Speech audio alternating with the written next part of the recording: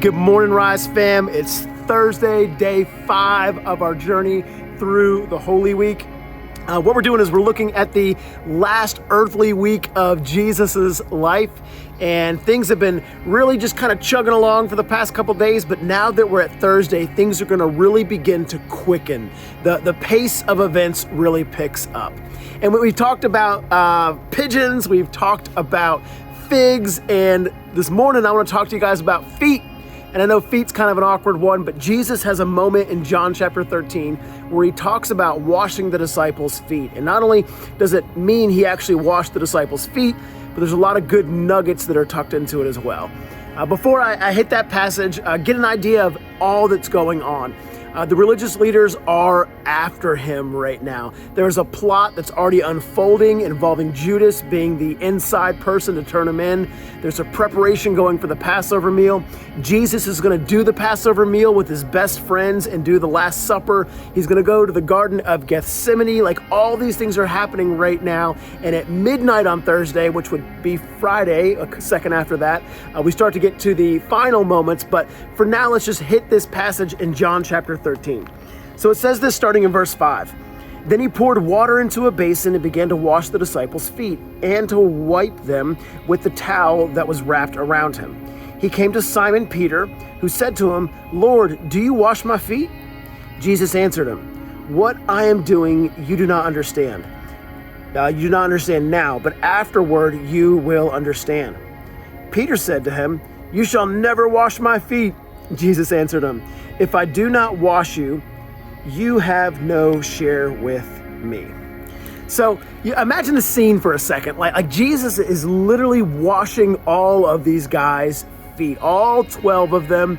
And washing somebody's feet, that might be a gross thing for you to begin with, but imagine like the footwear these people had. Imagine the dusty circumstances, the calluses, the sandals. I mean, this was not a beautiful thing that you would witness. Now, the meaning behind it is really cool, but it's kind of gross, to be honest with you.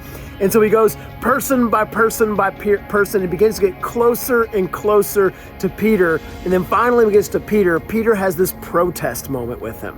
And there's two main things I want to pull out of this as he comes up to Peter.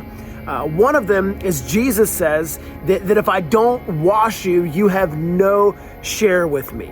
And what he was doing is he was foreshadowing the fact that Christ's blood was going to cleanse him of his sins. Jesus is talking about feet, but he's also not talking about feet.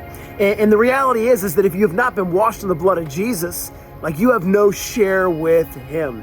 And so as you're approaching Easter, that's just one of the things to kind of be considering for yourself is like, have I really encountered Jesus? Has his blood really been the item that has cleansed me of my sin? Is he the propitiation for my sin? And we hear about this, but it's important, I think, for us just to take inventory and go, yes, I have had that moment. And so Jesus is laying that out before he even goes to the cross. And so when he talks about the cup and he talks about the bread and he talks about laying down his life, all of that is in context to what he said when he says, if I don't wash you, you don't have a share with me. So it's this holistic message. It's about feet, but it's also not about feet. But there's another moment before that, and this is where I think another moment of application is that we can have, where Jesus really says to him, you don't know what's going on right now, but eventually you're gonna understand what's going on.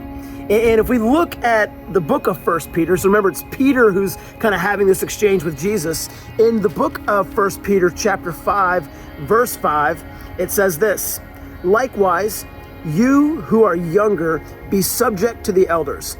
Clothe yourselves, all of you," so this is both young people and elders, "all of you with humility toward one another.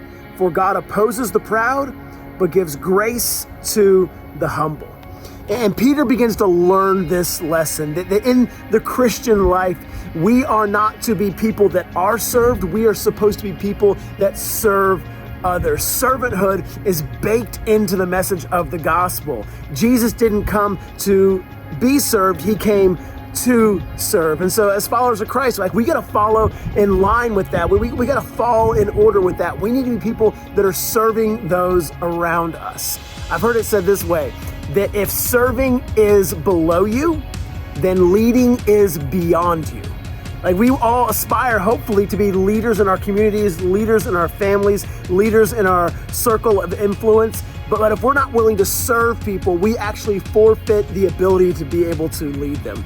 And so maybe do some inventory right now. Like, how are you serving your family? How are you serving your point of occupation? How are you serving in your church? How are you serving your community? How are you serving Christ? Because Jesus has the ultimate demonstration of servanthood coming up tomorrow. But today he's kind of saying, Peter, or all of us as well, make sure you grasp this concept of serving. We need to be people that are willing to serve others. And I would encourage you to do a little inventory on that.